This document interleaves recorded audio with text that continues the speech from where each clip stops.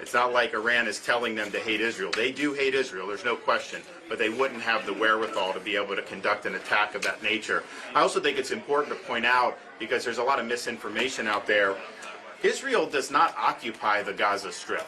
Israel pulled out of Gaza in 2005, and the people in the Gaza Strip turned to Hamas for the leadership. They elected Hamas, and instead of trying to make life better, and it's actually a nice coastline there, they've really pursued the Hamas agenda of hating Israel, fomenting terrorism, and the results, of course, have been disastrous for the people of Gaza. But ultimately, those folks who are supporting Hamas, they don't want a two-state solution.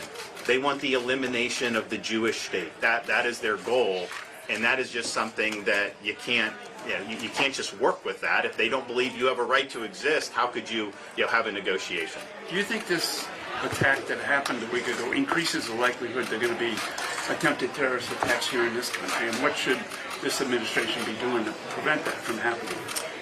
Well, I would say I don't have any specific intelligence on this, so I'm not speaking as like I've received this as governor, but because I haven't received any reports yet. But does it marginally increase? Of course it would marginally increase. I think you now have passions inflamed around the world. We know that there's a lot of people that have come into this country who are not accounted for, that we have no idea who they are, haven't been vetted. And we also know, and look, it's very, very sad to see some of the demonstrations that were happening around this country praising Hamas.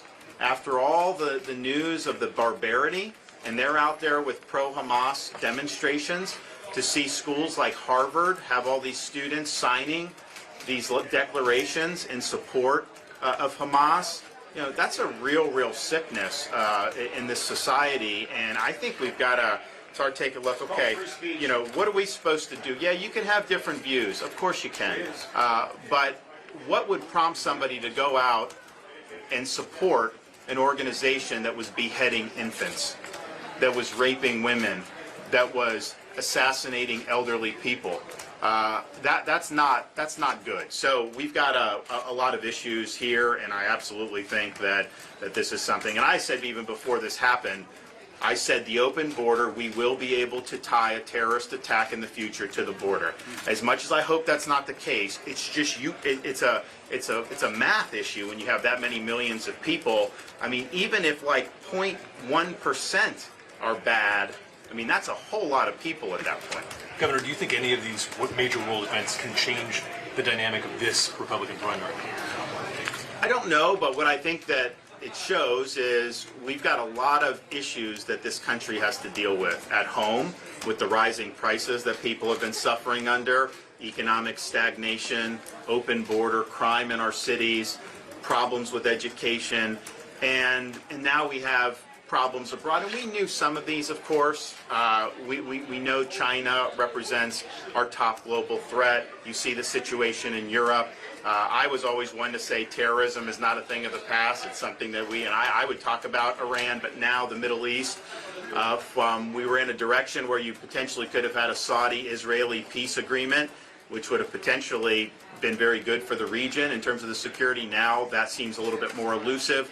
So I think what it does, and then you see the chaos in Washington, D.C. with the speaker's race. They can't even elect somebody. They can't even function as a legislative body. I think what it calls for is it calls for leadership that's disciplined, leadership that's focused, a president that's going to be focusing on your issues, not on other distractions, a president that's up to the job. You got to take that 2 a.m. phone call. You don't sleep through the night like this president did. You got to be out there. You got to be leading. But we need a president that's going to focus on the people's issues, that's going to be sober, that's going to be able to respond positively in a crisis, and is going to be able to deliver the results that the people of this country deserve, both here and abroad. And I'm the guy that's been able, we've handled probably more crises as a governor than any governor has had to handle, from COVID to hurricanes to, we had a condo collapse, these different things, how we handled the BLM riots, not allowing that to overrun Florida. We've showed our mettle when it's called for, and I think we do the same as president.